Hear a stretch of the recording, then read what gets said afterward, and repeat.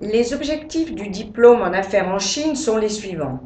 Donner une vision globale de la Chine, le plus important marché du monde, analyser les opportunités d'affaires, apprendre la culture chinoise et son influence sur la façon de faire des affaires, connaître les particularités de ce marché du point de vue du marketing, de la distribution, analyser également les stratégies d'entreprises occidentales en Chine et sa culture entrepreneuriale des principales entreprises chinoises, par exemple Air, analyser l'impact des traités de libre-échange avec la Chine.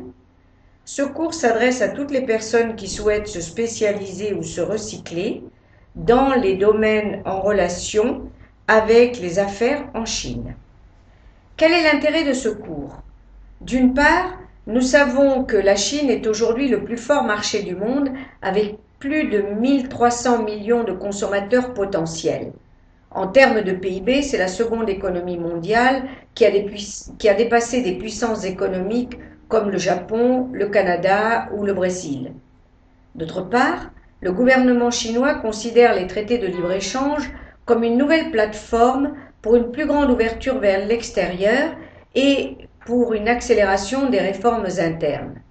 Le Chili ou le Costa Rica ont des traités de libre-échange avec la Chine et les relations avec l'Union européenne sont chaque fois plus importantes.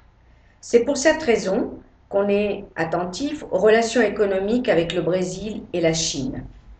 Pour faire des affaires avec la Chine, on doit prendre en compte ses aspects culturels et sociologiques très divers.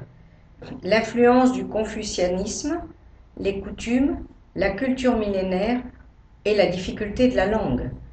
Par conséquent, on étudie plusieurs types d'entreprises chinoises qui nous permettront de mieux comprendre leur fonctionnement, la gestion de ces corporations transnationales.